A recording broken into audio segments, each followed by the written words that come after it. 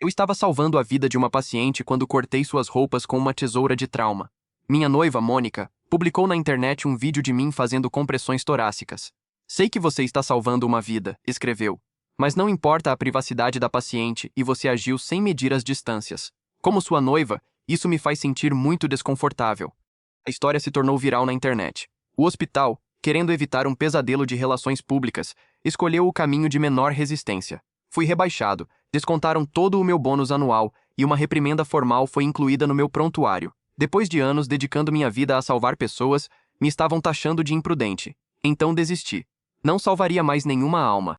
E foi então que todo o hospital começou a entrar em pânico. George, isso é uma lição para você, disse Mônica com os braços cruzados. Vamos nos casar em breve, mesmo que você seja médico ou precise mostrar algum respeito pelo nosso relacionamento. Eu apenas fiquei olhando para ela, essa mulher com quem eu estava prestes a me casar. Já terminou? Mônica ficou paralisada. Que tipo de atitude é essa? Você ainda acha que não fez nada de errado? O que você disser. À medida que as palavras saíam da minha boca, senti que algo essencial entre nós se despedaçava. O rosto dela ficou vermelho carmesim, como se eu tivesse acabado de estapeá-la. Certo, o que eu disser, George, acabamos. Este casamento está cancelado. Ela arrancou o telefone da mesa, deu meia volta e saiu com muita pressa. O Dr. Matthews, o chefe do departamento, franziu a testa e bateu com a caneta na mesa. Olha o desastre que você fez. Vê o quanto Mônica está irritada? Ele deslizou um pedaço de papel em minha direção. Para conter as repercussões, você escreverá um pedido de desculpas formal e detalhado. Você o lerá em voz alta na próxima assembleia de todo o hospital e admitirá sua conduta inadequada. Eu o olhei sem dizer nada.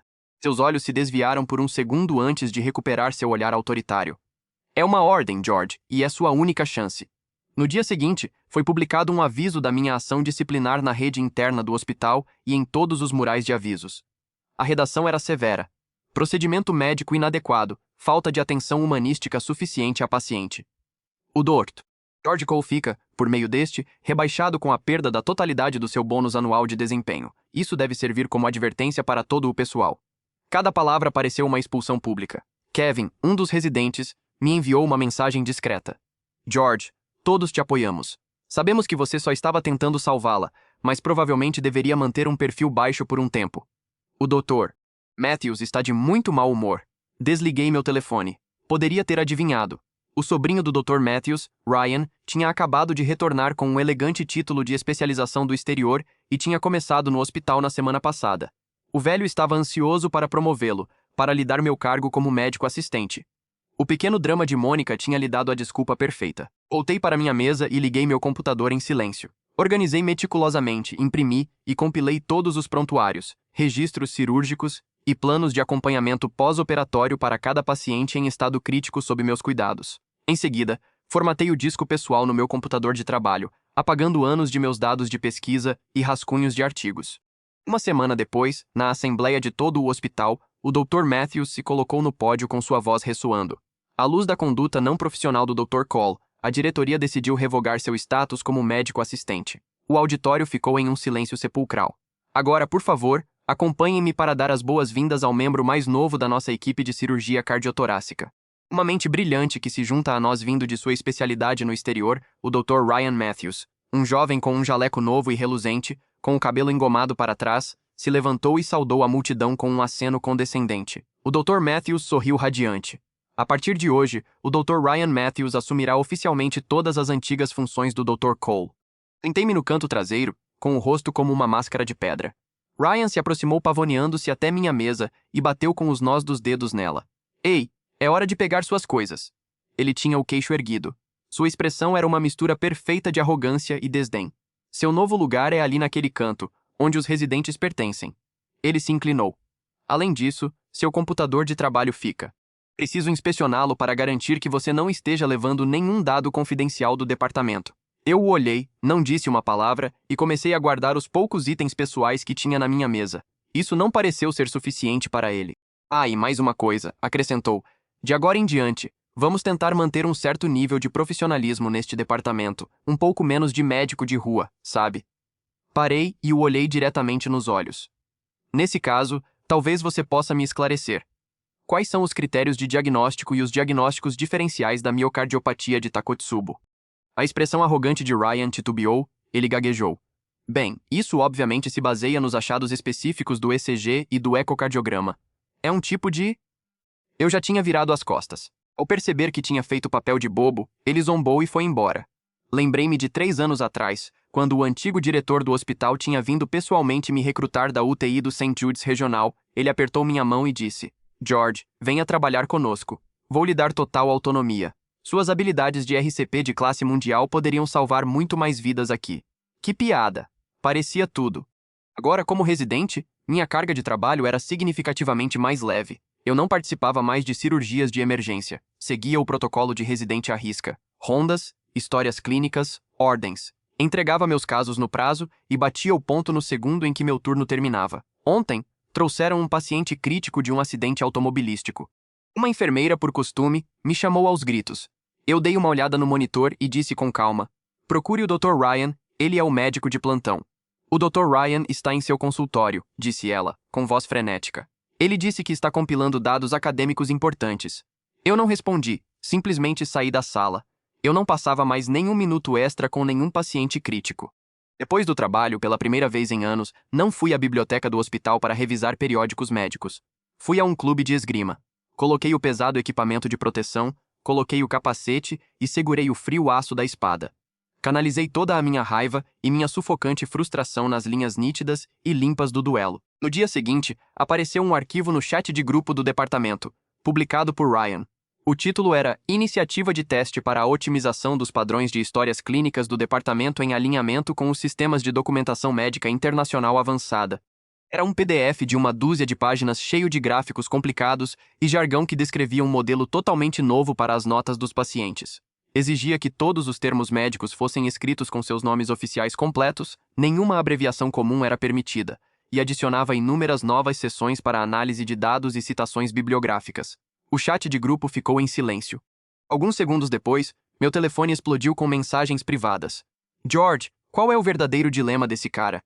Ele quer que a gente escreva uma tese de doutorado para cada história clínica. Ele é louco? Estamos tratando de pessoas nos Estados Unidos, não escrevendo para uma revista europeia. Para que serve toda essa exigência pretensiosa? Durante as rondas de hoje, ele insistiu que uma enfermeira dissesse frequência de pulsação cardíaca em vez de frequência cardíaca. Ele está simplesmente complicando as coisas sem razão.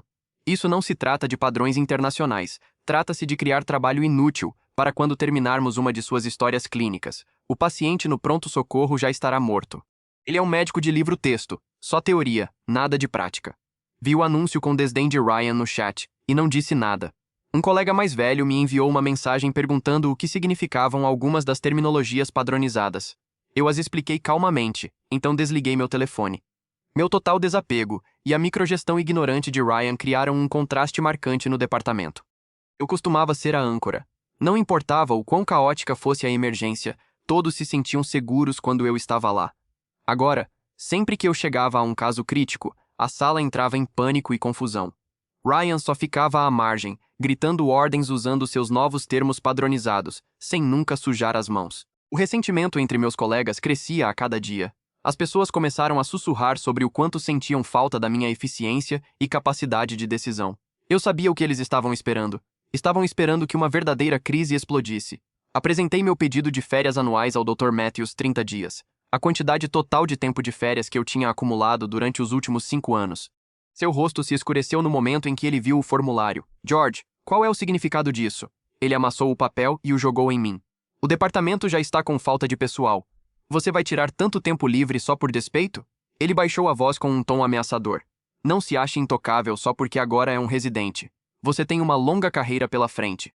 Desafie-me agora e tenho muitas maneiras de garantir que você nunca mais exerça neste estado. Acha que um rebaixamento é ruim? Acredite em mim. Posso fazer com que você seja demitido. Eu não disse nada, apenas coloquei a mão no meu bolso, tirei o relatório do meu recente exame físico e o coloquei em sua mesa. Dr. Matthews, tenho apresentado arritmias cardíacas. Meu médico aconselhou repouso absoluto. Minha voz era calma, quase serena. O trabalho de longo prazo e com muito estresse não é bom para o coração. Como médico veterano, o senhor entende isso melhor do que ninguém. Ele pegou o relatório, seu rosto passando de vermelho para pálido enquanto o examinava. Não conseguiu encontrar uma única coisa para refutar. Ele resmungou. Pegou uma caneta e rabiscou com raiva sua assinatura no meu pedido de licença. Quando me virei para ir embora, Mônica apareceu agarrada ao braço de Ryan.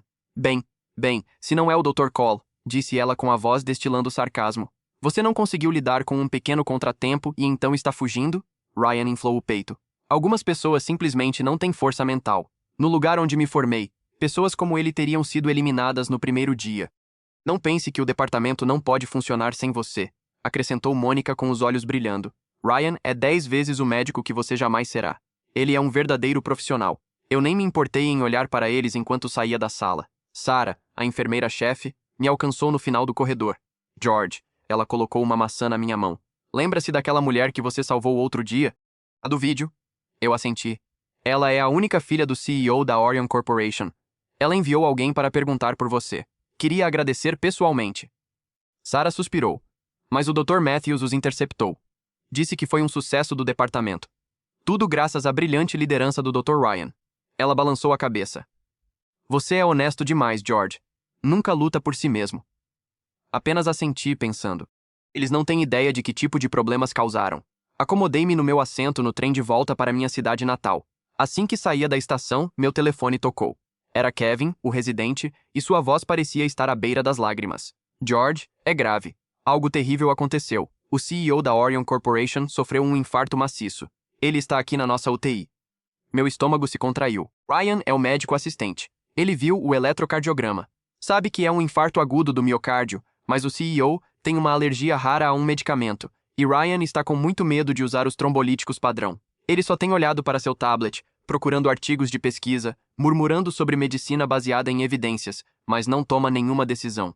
Ele tem medo de arriscar uma angioplastia de emergência, então agora está tentando que a família assine os papéis de transferência. A voz de Kevin tremeu. George é um STEM. Cada minuto conta. Como ele pode sequer pensar em transferi-lo? Antes que eu pudesse responder, outra chamada entrou. O Dr. Matthews. Eu desliguei a ligação de Kevin e atendi. A voz de Matthews era um rugido áspero e sem filtros. George, volte imediatamente para cá agora mesmo. Se algo acontecer ao CEO da Orion, vou garantir que você se arrependa pelo resto da sua vida. Fechei os olhos por exatos 3 segundos. Quando os reabri, a paisagem passava rápida pela janela do trem, borrada como uma aquarela molhada. O telefone continuava vibrando na minha palma. A voz de Matthews era um peso físico, uma pressão sobre o ouvido. Está me ouvindo, Cole? Estou falando com você. Estou ouvindo, respondi. Houve uma pausa. Acho que ele esperava gritos ou súplicas ou pânico. Ele não me conhece tão bem quanto pensa. Então, mexa-se agora. Não. Outro silêncio, mais longo desta vez. O que você disse? Mantive a voz exatamente no mesmo nível, sem subir, sem baixar. Que não estou de licença médica aprovada por você mesmo, doutor. Matthews. Tenho arritmias cardíacas. Meu médico ordenou repouso absoluto. Se precisar refrescar sua memória, pode revisar o relatório que assinou há menos de 1 hora.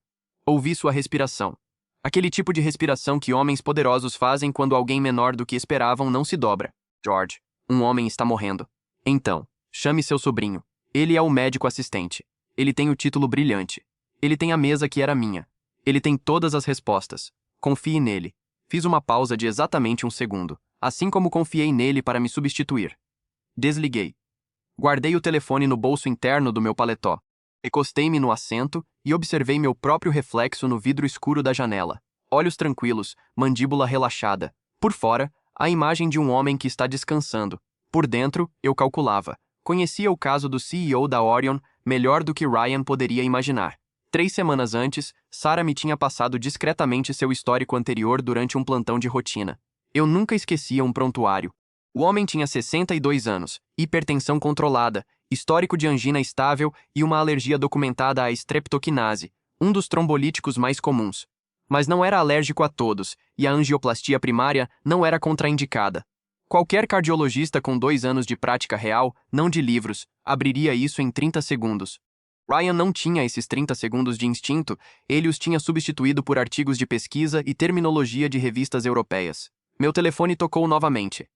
Desta vez, era um número que eu não esperava. Deixei tocar. Tocou novamente. Atendi. Dr. Cole? A voz era feminina, profissional, com aquele tom particular de alguém acostumada a falar com pessoas de alto escalão. Sou Cláudia Reyes, assistente executiva do Sr. Andrés Villanueva, CEO da Orion Corporation. Uma pausa breve. O senhor salvou a vida da filha dele há 2 semanas. Lembro-me. O Sr. Villanueva está atualmente na sua UTI. Estou ligando porque a filha dele, Valentina, insistiu que eu o contatasse diretamente. Disseram-nos que o senhor já não é o médico assistente, mas ouvi algo ao fundo. Uma voz jovem, trêmula de angústia. Valentina quer falar com o senhor. Houve um ruído e então uma voz que eu reconheci, embora só a tivesse ouvido brevemente enquanto ela saía da inconsciência em uma maca. Dr. Cole. Valentina Villanueva falava devagar, como se cada palavra lhe custasse um enorme esforço. Sei que o senhor não tem nenhuma obrigação, sei o que lhe fizeram, mas meu pai, sua voz se partiu. O médico que está lá não sabe o que fazer. Vejo isso nos olhos dele, e eu sei o que o senhor fez por mim. Sei como é alguém que realmente sabe o que está fazendo. Não respondi imediatamente. Por favor, ela sussurrou, essa palavra simples. Sem manipulação, sem ameaças, apenas uma filha que não queria perder o pai. Fechei os olhos novamente. Em minha mente, vi o velho diretor do hospital apertando minha mão 3 anos atrás. Suas habilidades de RCP de classe mundial poderiam salvar muito mais vidas aqui. Vi o aviso disciplinar pregado no mural. Vi o rosto de Ryan, o queixo erguido, os nós dos dedos batendo na minha mesa. Vi Mônica com os olhos brilhando. Ele é 10 vezes o médico que você jamais será. Vi a paciente do vídeo com o peito parado, sem pulso, sem tempo.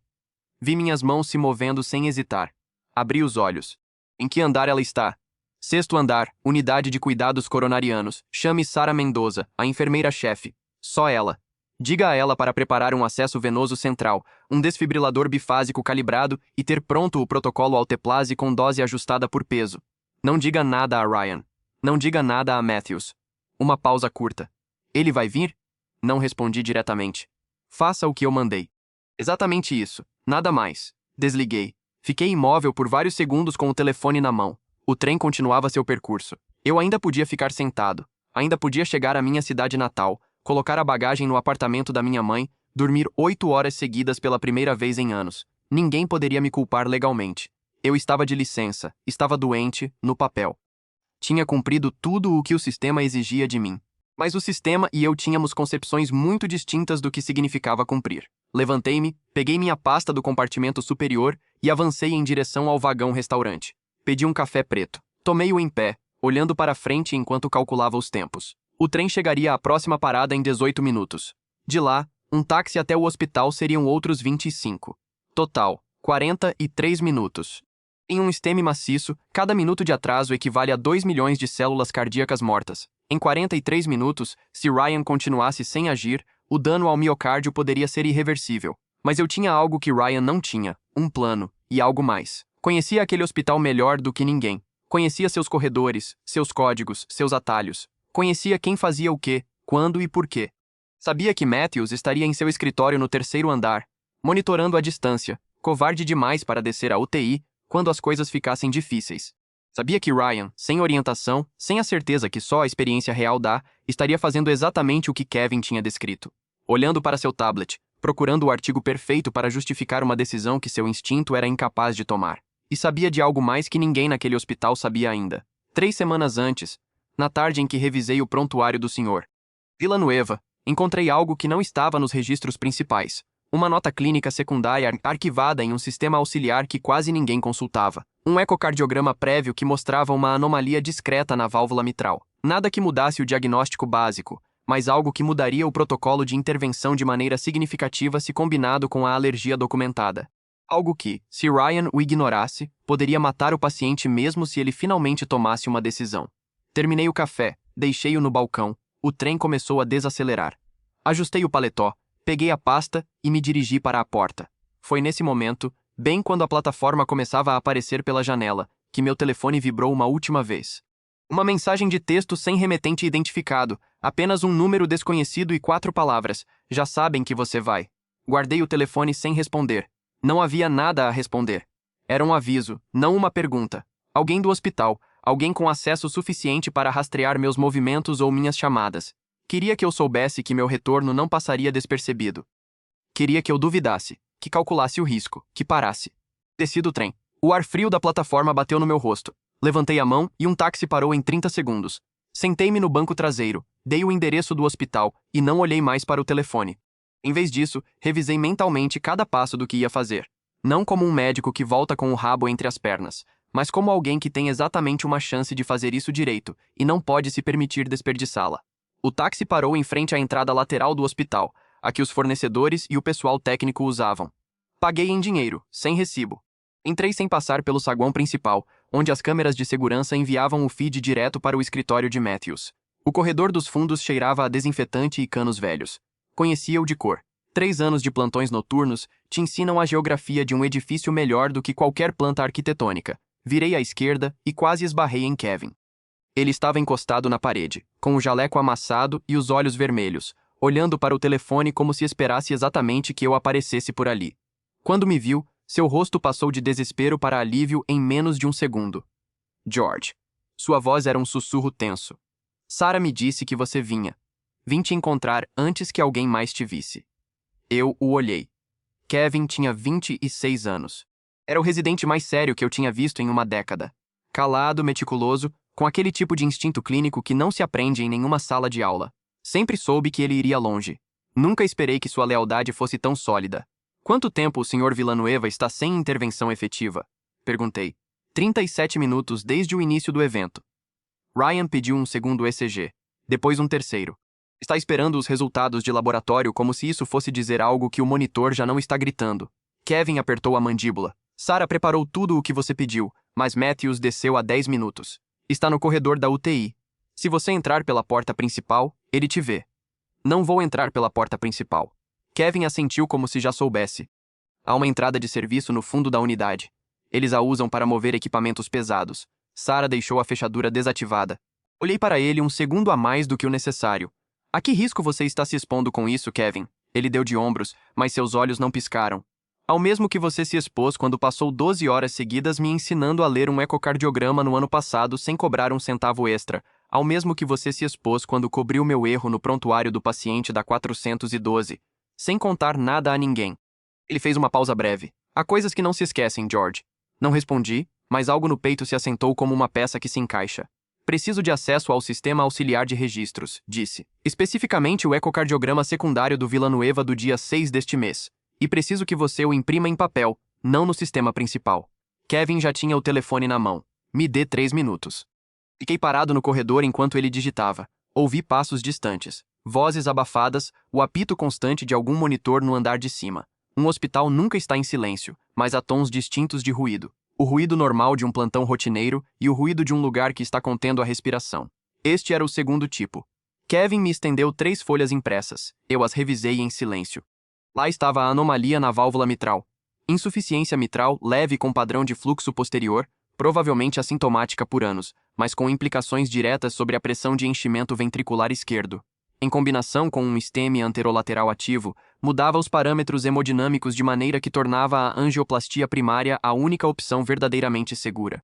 E tornava a terapia trombolítica, mesmo a alternativa à streptokinase, consideravelmente mais arriscada do que Ryan poderia estar calculando. Se Ryan optasse por trombolítico sem ver isso, poderia provocar uma descompensação aguda que nenhuma equipe da UTI estaria preparada para manejar a tempo. Dobrei as folhas e as guardei no bolso interno do paletó. Sarah tem o desfibrilador calibrado? Sim. Acesso venoso central estabelecido. Ela mesma o estabeleceu há 15 minutos. Ryan deu alguma ordem de intervenção? Kevin negou com a cabeça. Ele continua na sala falando com a família sobre opções de transferência. O Sr. Villanueva está consciente, mas com dor torácica ativa e pressão caindo. Pressão caindo. 44 minutos desde o início do evento. Vamos. Caminhamos rápido pelo corredor lateral. Kevin ia 2 passos à frente, verificando as interseções antes de virar. O que eu estava fazendo tinha um nome técnico no regulamento do hospital. Interferência não autorizada em um caso ativo durante período de licença médica. As consequências, se Matthews o usasse contra mim, podiam ir desde a suspensão permanente até a revogação da minha licença estadual. Eu sabia disso com precisão matemática e continuei andando. A entrada de serviço era uma porta metálica cinza sem sinalização. Kevin a empurrou e ela se abriu sem resistência. O cheiro da UTI me atingiu instantaneamente. Antisséptico, plástico quente. Aquele silêncio tenso particular que cerca os monitores quando os números não são bons. Sarah estava no fundo, ao lado do leito do Sr. Villanueva. Quando me viu, não disse nada, apenas me apontou com os olhos o monitor ao lado do leito. Li em 2 segundos. Pressão sistólica 88. Frequência cardíaca 108. O segmento ST continuava elevado nas derivações anteriores. O Sr. Villanueva tinha os olhos entreabertos, a respiração curta e trabalhosa, a mão de sua filha apertada entre as suas. Valentina me viu entrar. Seus olhos se encheram de lágrimas, mas ela não fez barulho. Coloquei as luvas que Sara tinha deixado preparadas sobre a mesa auxiliar. Verifiquei o acesso venoso. Perfeito. Verifiquei o desfibrilador calibrado. Verifiquei as folhas do ecocardiograma auxiliar mais uma vez, embora já as tivesse gravadas. Então aconteceu. A porta principal da UTI se abriu de repente. Ryan entrou primeiro com o tablet debaixo do braço e a expressão de quem acabou de tomar uma decisão importante. Atrás dele, o Dr. Matthews, com os olhos percorrendo a sala até me encontrar. E atrás de Matthews, algo que não esperava. Uma mulher, terno formal, credencial institucional que não pertencia ao hospital, rosto que eu tinha visto antes, embora não pessoalmente. Na foto do diretório corporativo da Orion, que tinha revisado semanas atrás por rotina quando o hospital assinou o acordo de patrocínio, a diretora jurídica da Orion Corporation não estava aqui por cortesia. Ryan apontou o dedo para mim, sua voz cortando o silêncio da sala. Segurança. Este homem não tem autorização para estar aqui. Ele está de licença. Isso é uma violação direta do regulamento hospitalar. E vou. Dr. Ryan. A voz da diretora jurídica foi baixa, clara e absolutamente definitiva. Antes de terminar essa frase, recomendo que você revise o estado atual da pressão sistólica do seu paciente. Ryan ficou paralisado. Todos os olhos na sala se voltaram para o monitor. Pressão sistólica. 81. E foi exatamente naquele momento, enquanto o silêncio se expandia como uma onda, que o monitor emitiu um alarme longo, sustentado, que todos naquele quarto conheciam muito bem. O coração do Sr. Villanueva tinha entrado em fibrilação ventricular, e eu já tinha o desfibrilador nas mãos. Não há pensamento nesse momento, apenas ação. Todos para trás. Minha voz saiu com um fio que eu não usava há semanas. A sala reagiu por instinto. Enfermeiras, Kevin, até Ryan, que recuou um passo sem perceber. Só Valentina demorou um segundo a mais, e Sara a afastou com suavidade, mas com firmeza. Coloquei os eletrodos. Verifiquei o ritmo no monitor. Fibrilação ventricular confirmada. O coração do Sr. Villanueva não batia, tremia inutilmente, como um saco cheio de vermes elétricos. Carregando a 200 joules. Minha voz era plana, técnica, completamente impessoal, livre. O corpo do Sr. Villanueva se arqueou. O monitor traçou uma linha caótica, depois outra, depois por 3 segundos que pareceram 3 minutos, nada. E depois um pico, outro. Um ritmo irregular no início, como um motor que custa a pegar no inverno, mas ritmo, enfim. Pressão sistólica 74. Subindo. Dopamina 5 mcg por quilogramos por min, disse sem levantar a vista. E preciso de morfina 2 mg/EV para a dor torácica. Sara já estava se movendo. Ela não precisava que eu repetisse nada 2 vezes. Abri o prontuário auxiliar que Kevin tinha impresso e o estendi sobre a mesa lateral. Kevin, quero que você leia isso. Apontei para o parágrafo do ecocardiograma. Diga-me o que vê. Ele escaneou as linhas em silêncio por 4 segundos. Insuficiência mitral leve, fluxo posterior. Pressão de enchimento ventricular esquerdo comprometida. Ele levantou a vista. Isso descarta os trombolíticos como primeira linha. Exatamente. Voltei ao monitor. A pressão subia devagar, mas de forma sustentada. 79, 83. O que este homem precisa é de uma angioplastia primária. Sala de cateterismo. Agora. Quem está de plantão na hemodinâmica? A doutora Flores, respondeu Sara. Termina o turno em 40 minutos. Ligue para ela. Diga que preciso da sala pronta em 15 minutos e que ela traga o set completo de stents coronários de calibre misto. Sara já tinha o telefone no ouvido. Foi então que Ryan voltou a existir na sala. Deu 2 passos à frente com o tablet apertado contra o peito como um escudo. Sua voz tentava soar autoritária, mas tinha uma fissura no centro que ele não podia controlar. Um momento. Eu sou o médico assistente deste paciente. Qualquer procedimento que seja realizado tem que passar por mim. Você não tem autorização para estar aqui, muito menos para dar ordens à minha equipe. Não o olhei imediatamente. Terminei de verificar o acesso venoso, o fluxo de dopamina. Confirmei que a saturação de oxigênio estava respondendo. Só então levantei os olhos para ele. Quando foi a última vez que você usou um desfibrilador em um paciente real, Ryan? Não em uma simulação, não em um vídeo de treinamento, em uma pessoa. Sua mandíbula se tensionou. Porque se você tivesse estado aqui há 3 minutos, continuei com a mesma voz neutra com que teria discutido o clima. Teria administrado alteplase sem revisar o ecocardiograma auxiliar. O Sr. Villanueva tem insuficiência mitral funcional documentada. Com esse perfil hemodinâmico, Os trombolíticos teriam descompensado o ventrículo esquerdo em questão de minutos, provavelmente com desfecho fatal. Fiz uma pausa de 1 segundo. Isso está no prontuário. O prontuário que esteve disponível no sistema auxiliar por 3 semanas, que ninguém revisou. O silêncio que se seguiu foi de uma qualidade diferente do anterior. Era o silêncio de pessoas que estão processando uma informação que muda a perspectiva de tudo o que achavam que sabiam. O Dr. Matthews não tinha dito uma única palavra desde que entrei. Estava de pé junto à porta, com os braços cruzados, e sua expressão tinha passado por várias fases que nenhum rosto deveria ter que atravessar em público. Raiva, cálculo e algo que se parecia suspeitamente com medo. A diretora jurídica da Orion se aproximou do leito, observou o Sr. Villanueva, cuja coloração tinha melhorado levemente. Observou o monitor, depois me olhou. Ele vai sobreviver? Se chegarmos à sala de cateterismo nos próximos 12 minutos, as probabilidades são altas. Olhei-a diretamente. Preciso que a família autorize a angioplastia de emergência. Pode facilitar isso? Ela assentiu e se virou para Valentina, que estava em um canto se abraçando, com os olhos fixos no monitor, como se não pudesse se permitir piscar. Enquanto a diretora jurídica falava em voz baixa com Valentina, Sarah voltou. A doutora Flores confirma a sala em 12 minutos. Bem, tirei uma luva. Kevin, você vai acompanhar o paciente ao cateterismo. Documente cada passo, tudo. Horários, doses, leituras do monitor, tudo. Entendido? E Kevin? Olhei para ele. Certifique-se de que o prontuário auxiliar fique anexado ao caso principal antes de o paciente entrar na sala. Que fique registrado no sistema com hora e usuário. Ele entendeu exatamente o que isso significava. Assentiu uma vez. Sério, foi Matthews quem finalmente falou. Sua voz tinha perdido aquele tom de rugido que ele usava para esmagar pessoas. Soava mais pequena, mais cuidadosa. George. Uma palavra sem título, sem a força de costume por trás. Olhei para ele. O que você está fazendo aqui é uma violação da sua licença médica e do protocolo de intervenção durante período de afastamento. Mas mesmo enquanto dizia isso, seus olhos procuravam a diretora jurídica, calibrando, medindo. O que estou fazendo? Respondi. Está documentado em tempo real no sistema hospitalar. Minha presença, minhas ordens, o estado do paciente antes e depois da minha intervenção, tudo. Dobrei a segunda luva. Se quiser fazer algo com isso, tem essas informações disponíveis. Matthews abriu a boca, fechou-a. Ryan interveio com menos convicção do que antes. Isso não vai ficar assim. Vou falar com a diretoria. Isso é insubordinação flagrante. E Dr. Ryan? A diretora jurídica da Orion se virou do canto com a voz de alguém que não tem o hábito de se repetir. A Orion Corporation é a principal patrocinadora institucional deste hospital.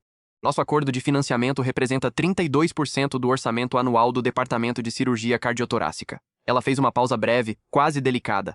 Sugiro que você escolha com cuidado as próximas palavras que pronunciar nesta sala. O silêncio que caiu desta vez foi diferente de todos os anteriores. Ryan olhou para seu tio. Matthews olhava para o chão. A maca para transferir o senhor. Villanueva entrou pela porta principal, empurrada por 2 técnicos. Valentina se aproximou do leito de seu pai, segurou sua mão por um momento e disse algo em voz baixa. Ele abriu os olhos apenas e apertou seus dedos. Afastei-me para deixar a maca passar. Kevin foi atrás. Quando a sala ficou semi-vazia, Sarah recolheu os materiais usados em silêncio. A diretora jurídica verificava algo em seu telefone. Matthews continuava imóvel em seu canto, e Ryan, pela primeira vez desde que o tinha conhecido, não tinha nada a dizer. Me aproximei da pia, abri a torneira e lavei minhas mãos devagar, com a metodologia de sempre. Palmas, dorso, entre os dedos, pulsos, 20 segundos exatos. Foi Sarah passando ao meu lado com uma bandeja que falou em voz baixa, sem parar. Há algo mais que você deveria saber, George. Seu tom era o de alguém transmitindo informação, não conversando. O vídeo de Mônica, o original, com os metadados completos, alguém o analisou. Uma pausa de 2 passos. A geolocalização do arquivo mostra que ele foi gravado de dentro do consultório do Dr. Matthews. Fechei a torneira, sequei as mãos e não disse absolutamente nada. Não havia nada a dizer naquele momento, porque algumas verdades são grandes demais para serem contidas em palavras. Você precisa deixá-las descansar como metal recém-fundido. Esperar que esfriem antes de tocá-las. Saí da UTI sem pressa. Caminhei pelo corredor lateral, o mesmo por onde tinha entrado, e me sentei em uma cadeira de plástico ao lado de uma janela que dava para o estacionamento. Peguei o telefone. Tinha 11 chamadas perdidas de Matthews, 3 de Ryan e uma de um número corporativo que reconheci como a linha direta de recursos humanos do hospital. Não retornei nenhuma. Em vez disso, abri o e-mail e redigi um. Destinatário: o Conselho de Administração do Hospital. Em cópia, a Junta de Ética Médica do Estado e a Direção Jurídica da Orion Corporation. Anexei 3 arquivos. O primeiro, o relatório da minha ação disciplinar original. O segundo, o prontuário auxiliar de Villanueva com o registro de data e hora que comprovava sua existência antes da minha intervenção. O terceiro, uma declaração de 2 parágrafos descrevendo os eventos da última hora, redigida com a precisão seca de quem sabe exatamente qual linguagem tem peso legal. Revisei uma vez, enviei. 40 minutos depois, Kevin me ligou do cateterismo. Correu bem. Sua voz tinha aquela mistura particular de cansaço e alívio que só aparece quando algo que poderia ter sido um desastre termina sendo outra coisa. A doutora Flores encontrou uma oclusão de 90% na descendente anterior.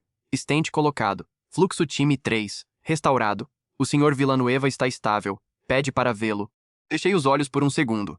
Diga a ele que o verei quando sair da recuperação. O que aconteceu durante as 72 horas seguintes não aconteceu de uma só vez. Aconteceu da maneira como as coisas reais acontecem, sem música de fundo, sem discursos dramáticos, com a burocracia lenta e fria das instituições que finalmente são forçadas a fazer o certo. A análise de metadados do vídeo foi verificada de forma independente por um perito em informática contratado pela diretora jurídica da Orion. A geolocalização não deixava margem para interpretação. O arquivo tinha sido gravado e editado em um computador dentro do consultório do Dr. Matthews. Mônica, segundo declarou ela mesma perante o comitê de ética 2 dias depois, nunca tinha gravado nada. Tinham enviado a ela o vídeo já editado de um número anônimo com instruções precisas sobre o que escrever na postagem. Ela o tinha feito acreditando que agia por conta própria. Era difícil saber o quanto dessa história era verdade, mas era a história que ela contou. O Dr. Matthews foi suspenso preventivamente enquanto o conselho investigava. Ryan, sem o escudo de seu tio, apresentou uma renúncia voluntária antes que pudesse ser formalmente convocado. Fez isso por e-mail, sem se despedir de ninguém. No 10º dia da minha licença, recebi uma chamada do presidente do conselho de administração. Ele me ofereceu a restituição completa do meu cargo, a devolução integral do bônus descontado e a eliminação de toda a menção disciplinar do meu prontuário. Seu tom era o de alguém acostumado a oferecer termos, não a pedi-los. Eu disse que pensaria. Não era soberba, era simplicidade. Precisava saber o que eu queria antes de comprometer minha assinatura. No dia 12, visitei o Sr. Villanueva em seu quarto de recuperação. Ele era um homem de compleição média, cabelos brancos nas têmporas, com aquele olhar particular de quem viu demais nos negócios e ainda assim é capaz de olhar alguém diretamente. Valentina estava sentada na poltrona ao lado da janela. Quando entrei, ela se levantou. Dr. Cole. O Sr. Villanueva estendeu a mão. Eu a apertei. Minha filha me contou o que você fez por ela e o que fez por mim. Ele fez uma pausa. E o que lhe custou fazer isso? Não respondi nada a isso. Sou um homem direto, continuou. Não gosto de dívidas, e tenho uma com o senhor que não sei se algum dia poderei saldar completamente. Ele trocou um olhar com Valentina. Mas gostaria de tentar, se o senhor me permitir. O senhor Villanueva quer financiar a criação de uma unidade de resposta cardíaca de emergência independente, disse Valentina. Com orçamento próprio, sem depender da administração do hospital. Ela me olhou diretamente. E quer que o senhor a dirija. Fiquei em silêncio um momento. Isso não é saldar uma dívida, disse finalmente. Isso é construir algo. O Sr. Villanueva assentiu. Exatamente. Olhei pela janela. O estacionamento lá embaixo, o mesmo que eu tinha visto da cadeira de plástico no corredor há 12 dias. Tudo igual, tudo completamente diferente. Falaremos sobre os termos, disse. Mônica me enviou uma mensagem na noite do dia 14. Era longa, explicava, justificava, pedia. Usava a palavra manipulada várias vezes. Dizia que o que Matthews tinha feito a ela era imperdoável e que ela também era uma vítima em tudo isso. Li inteiro uma única vez. Não respondi, não porque estivesse com raiva. A raiva, a essa altura, já tinha se queimado por completo, como material de combustão que o fogo consome até deixar tudo em cinzas. Não respondi porque entendi, com uma clareza que não precisava de nenhum drama para se sustentar, que não havia nada a dizer. Algumas portas se fecham e não existe versão dos fatos que as reabra. O que Mônica nunca entenderia, e talvez não fosse sua obrigação entender, é que o problema nunca tinha sido o vídeo. O problema tinha sido o momento em que ela olhou para minhas mãos sobre o peito de uma paciente sem pulso e pensou primeiro em si mesma. Esse é o tipo de coisa que não se conserta com um pedido de desculpas. No dia 15, voltei ao hospital pela última vez nas condições antigas. Assinei os documentos de restituição. Assinei a eliminação da reprimenda. Assinei a devolução do bônus. Em seguida, coloquei sobre a mesa do presidente do conselho uma segunda carta. Minha renúncia formal ao cargo de médico assistente do Departamento de Cirurgia Cardiotorácica. O homem me olhou por cima do papel como se não entendesse. Renúncia? Mas acabamos de restabelecê-lo. Eu sei. Levantei-me. Agora tenho algo melhor para construir. Há uma coisa que ninguém te ensina. Na faculdade de medicina, te ensinam anatomia, farmacologia, técnica cirúrgica. Te ensinam a ler um eletrocardiograma em 10 segundos e a manter a calma quando tudo desaba ao mesmo tempo. Mas ninguém te ensina isto. Os sistemas não protegem as pessoas que salvam vidas, protegem sua própria reputação. E quando essas duas coisas entram em conflito, o sistema escolhe sempre a segunda. O que aprendi no tempo exato que levou um coração para entrar em fibrilação e voltar a bater é que a diferença entre um médico e alguém que simplesmente exerce a medicina não está no título, nem na mesa, nem no bônus anual. Está no que você faz quando o sistema te pede para ficar parado enquanto alguém morre. Eu não consegui ficar parado, e isso, no fim, foi suficiente. E para você que chegou até o final desta história, não se esqueça de comentar aqui embaixo o que achou. Dê like, inscreva-se no canal para não perder nenhuma de nossas histórias, e até a próxima. Tchau!